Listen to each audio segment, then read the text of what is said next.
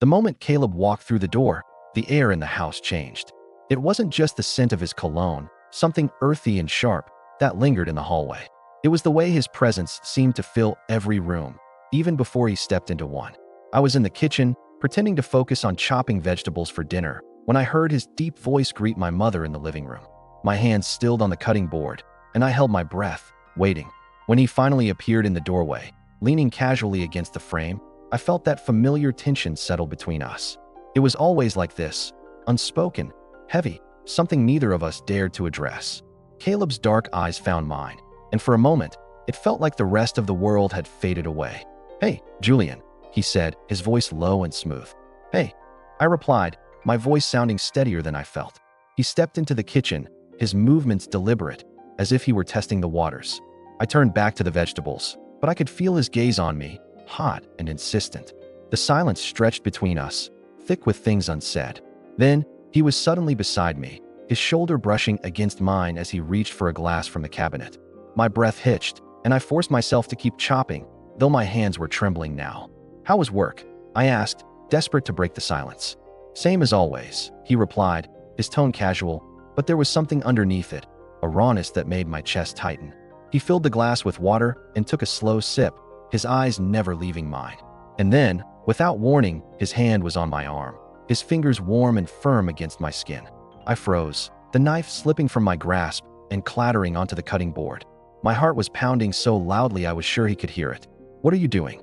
I wanted to ask, but the words caught in my throat. "Julian," he said, his voice softer now, almost hesitant. "We need to talk." I swallowed hard, my mind racing. "Talk? About what?" About the way my pulse quickened every time he was near? About the way his touch sent a jolt of electricity through me? I wouldn't. But Caleb wasn't giving me a choice. His hand slid down to my wrist, his grip gentle but insistent, and he turned me to face him. His gaze was intense, searching, and for the first time, I saw the vulnerability there, the fear of rejection, the hope that I felt the same. "I can't keep pretending," he said, his voice barely above a whisper. "Not when every time I'm near you, all I can think about is how much I want you." My breath caught, and I stared at him, my mind reeling. This can't be happening. This was Caleb, my stepbrother, the man I'd spent years trying to ignore, trying to convince myself that what I felt was nothing more than misplaced admiration. But now, here he was, laying everything bare, and I didn't know how to respond. "Caleb," I started, my voice trembling. "Don't," he interrupted, his hand tightening around my wrist. "Don't tell me it's wrong. Don't tell me we can't. Because I've tried, Julian. I've tried to ignore it, to push it down, but I can't. Not anymore." His words hung in the air between us, heavy and undeniable. I felt a surge of something, desperation, confusion, longing, and before I could stop myself, I was leaning in, my lips brushing against his. It was soft, tentative, a question more than a statement. But then Caleb was kissing me back, his hand cupping the back of my neck, pulling me closer. His lips were warm and insistent, and I felt myself melting into him, my body responding in ways I couldn't control. The world around us faded away, and all I could think about was the way he felt against me, the way his touch ignited something deep inside me. When we finally pulled apart, I was breathless, my heart racing. Caleb's eyes were dark with emotion, and he searched my face, as if trying to gauge my reaction. "Julian," he started, but I shook my head, cutting him off. "We can't," I whispered, my voice shaky. It's..." But even as I said the words, I knew deep down that they were a lie. Because in that moment, I wanted nothing more than to kiss him again, to feel his hands on my skin, to lose myself in him completely. Caleb's expression softened, and he reached up to brush a strand of hair from my face. "It's okay," he said gently. "We'll figure it out. Together." I wanted to believe him, to believe that we could find a way to navigate this, whatever it was. But the fear was still there, gnawing at the edges of my mind. What would this mean for us? For our family? Caleb must have seen the doubt in my eyes, because he leaned in again, his forehead resting against mine. "Trust me," he whispered. "Please." And in that moment, I realized that I did. The house felt different after that night, as if the air itself had shifted. Caleb's words lingered in my mind, echoing in the quiet moments when I was alone. "Trust me," he had said, and I wanted to. I really did. But the reality of what we were stepping into was still hard to grasp. Every glance, every brush of his hand, felt charged with something I couldn't quite name. The next few days were a strange mix of normalcy and tension. We fell back into our routines, me heading to work, Caleb catching up on the projects he'd left unfinished while he was away. My mother floated between us, her presence a grounding force, oblivious to the storm brewing beneath the surface. One evening, after dinner, I found myself in the kitchen, washing dishes while Caleb leaned against the counter, watching me.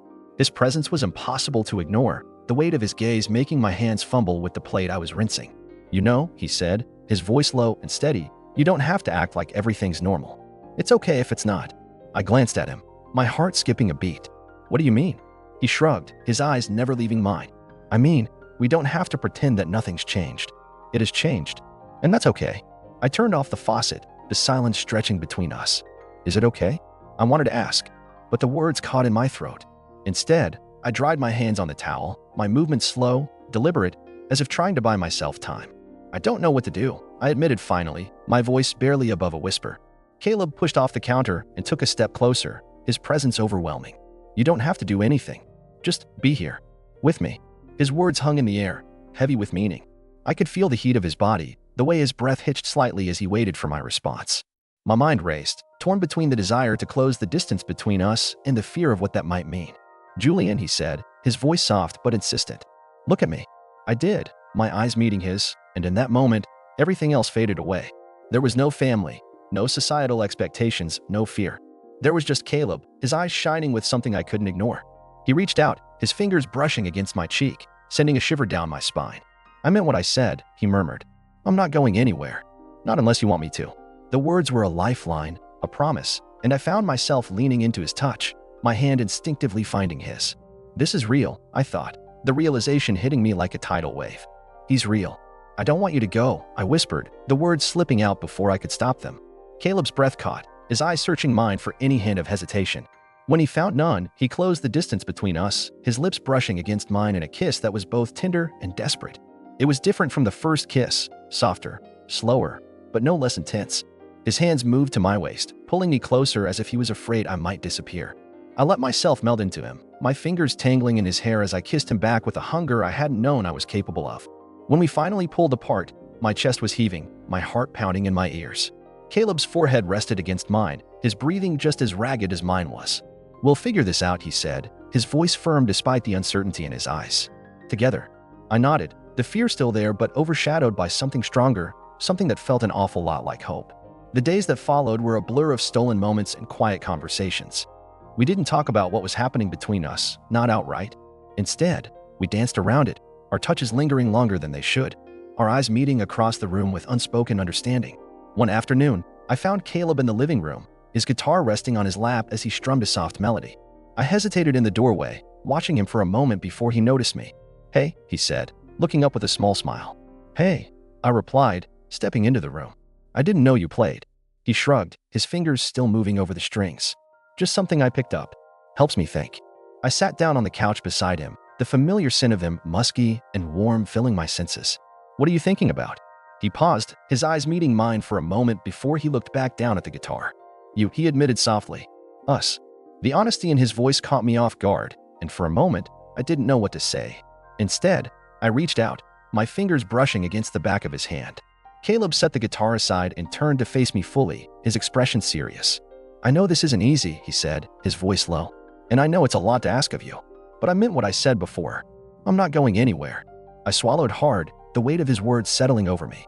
"What if?" I trailed off, the question hanging in the air. "What if what?" he prompted gently. "What if we're wrong?" I asked, the fear creeping back in. "What if this isn't okay?" Caleb reached out, his hand cupping my cheek as he looked into my eyes. "Then we'll figure that out too," he said firmly. "But I don't think we are. I don't think this is wrong." His words were a balm to the doubt that had been gnawing at me, and I felt myself leaning into his touch, my eyes closing as I let out a shaky breath.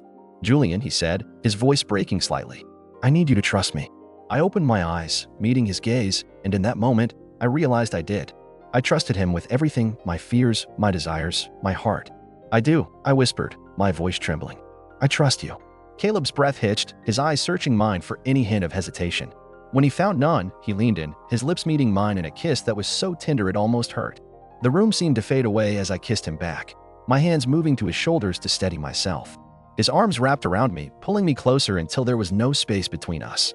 When we finally pulled apart, my heart was racing, my mind spinning. Caleb's forehead rested against mine, his breathing uneven as he held me close. "We'll figure this out," he murmured, his voice low. "Together." I nodded, my fingers tracing the line of his jaw as I looked into his eyes. Together. The word felt like a promise, one I was determined to keep. But before I could say anything, the sound of the front door opening broke the moment, and we quickly pulled away from each other. "Boys," my mother's voice called from the hallway. And here, Caleb called back, his voice steady despite the way his hand lingered on my waist for a moment longer than necessary. As my mother walked into the room, I felt a pang of guilt. But when I looked at Caleb, the determination in his eyes reminded me of his promise. "We'll figure this out." And for the first time in a long time, I believed it. The days that followed were a strange mix of comfort and unease. Caleb's presence in the house felt heavier now, like the air had thickened in the spaces between us. Every glance, every brush of his hand against mine, sent a jolt through me that I couldn't shake. It wasn't just the physicality of it, it was the way his eyes lingered on me, as if he could see into the tangled mess of emotions I was trying to hide. One evening, after dinner, I found myself in the kitchen washing dishes. The water was warm, almost soothing, as it ran over my hands. I was lost in thought, replaying the moments between us, the kisses, the confessions, the way Caleb's touch felt like both a question and an answer. I didn't hear him come in, so when his voice broke the silence, I nearly dropped the plate I was holding. "You're always so quiet," Caleb said, leaning against the counter beside me. His arms were crossed, and the way he looked at me made my breath hitch. "What's going on in that head of yours?" I swallowed hard, focusing on the plate in my hands. "I don't know, just thinking about us." His voice was soft, but there was an edge to it, a vulnerability that made my chest tighten. I nodded, not trusting myself to speak. Caleb shifted closer, his shoulder brushing against mine. The warmth of his body was magnetic, pulling me, and even as my mind screamed at me to pull away. "I meant what I said, Julian. I'm not going anywhere." His hand reached out, fingers brushing against the small of my back. The touch was light, almost tentative, but it sent a shiver down my spine. "But I need to know if you're with me in this. If you want this." I turned to face him, the plate forgotten in the sink. His eyes were dark, intense, and for a moment, I felt like I was standing on the edge of something I couldn't quite name. "I don't know what I want," I admitted, my voice barely above a whisper. "Everything feels so complicated." Caleb stepped closer, his hand moving to cup my cheek. His thumb brushed over my skin, and I felt my resolve crumbling. "It doesn't have to be," he said, his voice low and earnest. "We can figure it out together, one step at a time." I wanted to believe him. I wanted to. But the weight of everything, the fear, the uncertainty, the way my heart raced whenever he was near, felt like it might crush me. "And if we can't?" I asked, my voice shaky. "What if we ruin everything?" Caleb's expression softened, and he leaned in until his forehead was resting against mine. "The only way we ruin this is if we walk away from it," he said, his breath warm against my lips. "And I'm not walking away. Not from you." His words hit me like a punch to the chest, stealing my breath. For a moment, all I could do was stare at him, trying to process the intensity of what he was saying. And then, before I could stop myself, I closed the gap between us, my lips meeting his in a kiss that felt like both a surrender and a promise. Caleb's hands moved to my waist, pulling me closer until there was no space left between us. His touch was firm but gentle, as if he was afraid I might break. But I didn't feel fragile. I felt alive, like every nerve in my body was on fire. My hands found their way to his chest, fingers curling into the fabric of his shirt as I kissed him with a desperation I hadn't known I was capable of. When we finally broke apart, both of us were breathing heavily. Caleb's eyes were dark with something I couldn't quite name, but it made my stomach twist in the best possible way. "Julian," he murmured, his voice rough. "Tell me this isn't just me. Tell me you feel it too." I nodded, unable to find the words to express the storm of emotions raging inside me. But Caleb seemed to understand. He kissed me again, harder this time, his hands moving to my hips as he backed me up against the counter. The edge of the sink dug into my back, but I barely noticed. All I could focus on was the way Caleb's body pressed against mine, the way his lips moved against me like he was trying to memorize the feel of me. It was overwhelming, too much and not enough all at once. My hands slid up to his shoulders, gripping him tightly as I tried to ground myself. Caleb's grip on my hips tightened, and he pulled back just enough to look at me, his eyes searching mine. "I need you to trust me," he said, his voice low and urgent. "No matter what happens, I need you to know that I'm here. For you. Always." I nodded again, my throat too tight to speak. Caleb's hands moved to my face, cradling it as he kissed me again, this time softer, more tender. The intensity of the moment threatened to swallow me whole, but I didn't fight it. Instead, I let myself fall into it, let myself believe, even if only for a moment, that we could make this work. The sound of footsteps in the hallway made us pull apart quickly, both of us turning toward the door just as my mother walked in. She looked between us, her expression unreadable, and for a moment, I thought she must have seen something, must have known. But then she smiled, picking up a towel to dry the dishes I'd abandoned in the sink. "You boys better not be slacking off in here," she said lightly, her tone teasing. I glanced at Caleb, my heart still racing, and saw the ghost of a smile on his lips. "Wouldn't dream of it," he said, his voice steady despite the way his hand brushed against mine when he reached for a dish. As I turned back to the sink, I felt Caleb's eyes on me, and the weight of his gaze made my skin tingle. I didn't know what the future held for us, but in that moment, I knew one thing for certain: I wasn't ready to let go. Not yet. Maybe not ever. Later that night, as we sat on the couch watching TV, I felt Caleb's leg press against mine. It wasn't subtle, not like the way he'd brushed against me in the kitchen, but it wasn't overt either. Just enough to remind me that he was there, that he wasn't going anywhere. I glanced at him, and when our eyes met, I saw the same determination I'd seen earlier. "Julian," he said softly, his hand reaching over to rest on my thigh. "Can we talk?" I nodded, my heart pounding as I turned to face him. "Yeah," I said, my voice barely above a whisper. "What's on your mind?" Caleb's hand tightened on my thigh, and he leaned in closer, his eyes never leaving mine. He hesitated, his voice faltering for the first time. "I need to know where your head's at. Where we're at." I took a deep breath, my mind racing. I started, but the words caught in my throat. How could I explain something I didn't fully understand myself? "Caleb, Caleb's hand tightened on my thigh, and he leaned in closer, his eyes never leaving mine. He hesitated, his voice faltering for the first time. "I need to know where your head's at. Where we're at." I took a deep breath, my mind racing. I started, but the words caught in my throat. How could I explain something I didn't fully understand myself? "Caleb, He stopped me, his other hand gently cupping my cheek. His thumb brushed over my skin, sending a shiver down my spine. "You don't have to say it," he murmured, his voice low and steady. "Not if you're not ready. But I need you to know this isn't just a moment for me." My chest tightened, and I felt a lump form in my throat. "This isn't just a moment." The words echoed in my head, heavy with meaning. I wanted to say something, anything, but all I could do was nod, my eyes locked on his. Caleb's hand slid down to my neck, his fingers brushing against the pulse point there. I could feel how fast my heart was racing, and I wondered if he could feel it too. He leaned in, his breath warm against my skin, and I closed my eyes, bracing myself for what I knew was coming. But instead of kissing me, he rested his forehead against mine, his other hand still gripping my thigh. "I'm not going to push you," he whispered, his voice so soft I almost didn't hear it. "But I'm not going to pretend this isn't real, either. I can't. Not with you." My breath hitched, and I felt a rush of emotion I couldn't quite name. Fear, maybe, or longing, maybe both. My hands, which had been clenched into fists at my sides, uncurled slowly, and I reached up to touch his arm. His skin was warm, and I could feel the muscles tense beneath my fingers.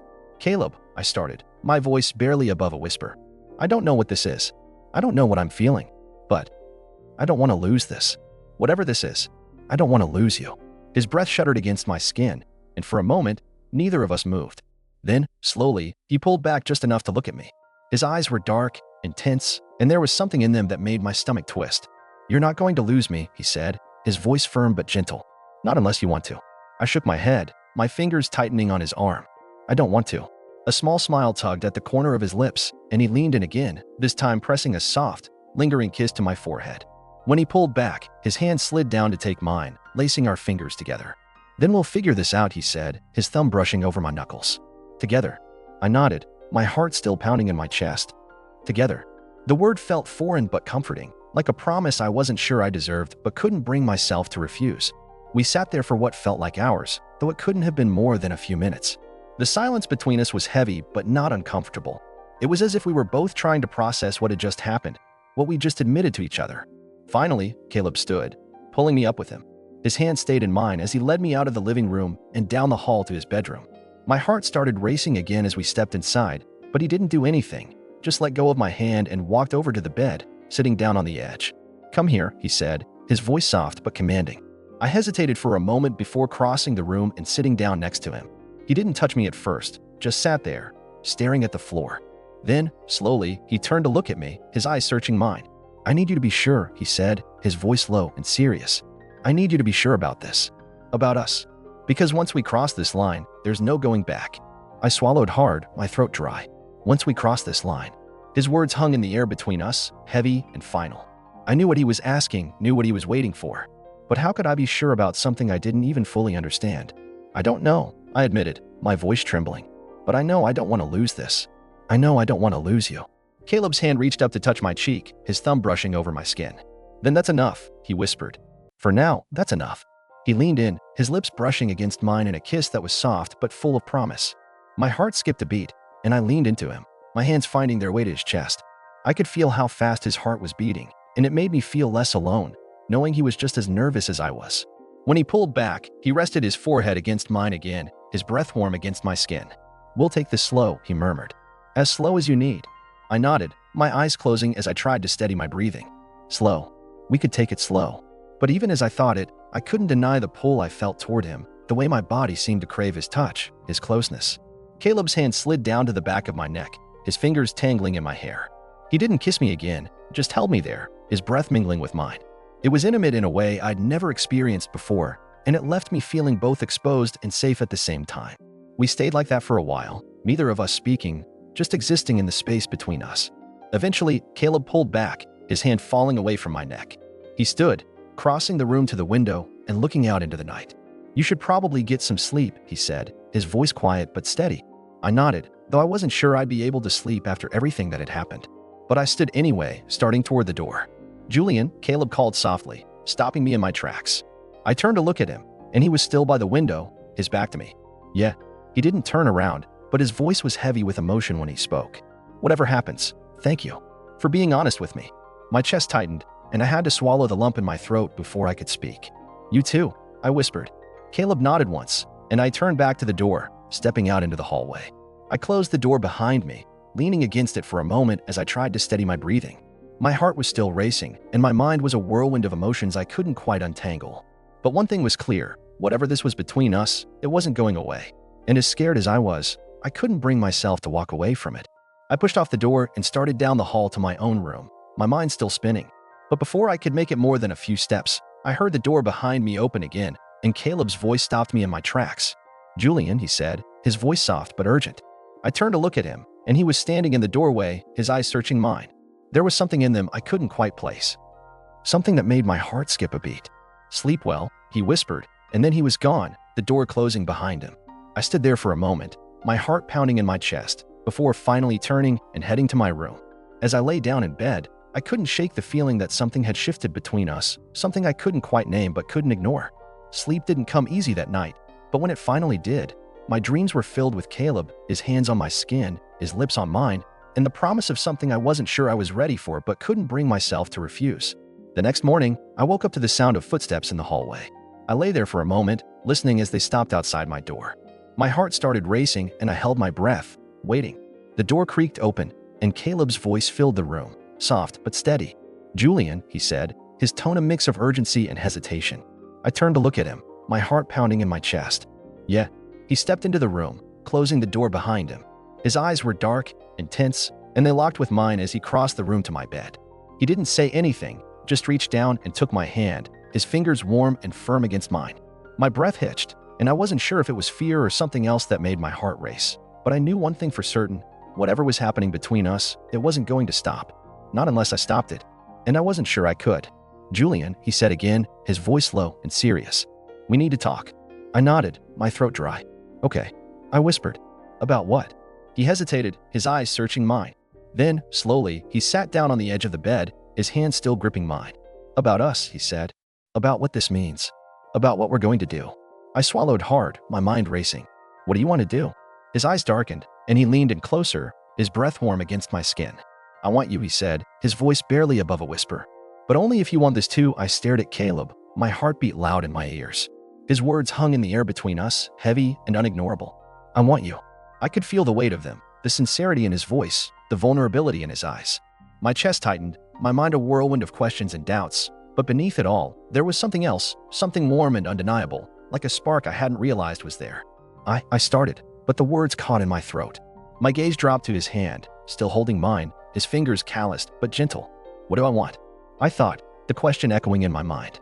I wanted to say yes, to let myself fall into whatever this was, but fear gripped me, fear of what this meant, of what it would change, fear of losing the fragile balance we'd built. Caleb didn't rush me. He sat there, steady and patient, his presence a quiet anchor in the storm of my thoughts. I could feel his eyes on me, waiting, and somehow that made it easier to breathe. I looked up at him, his face so close now, and I found myself wanting to close the distance, to let go of the uncertainty. I don't know what this means, I admitted, my voice barely above a whisper. But I don't want to lose you. I don't want to lose this. His expression softened, and he leaned in closer, his forehead almost touching mine. You won't, he said, his voice low and steady. We'll figure it out.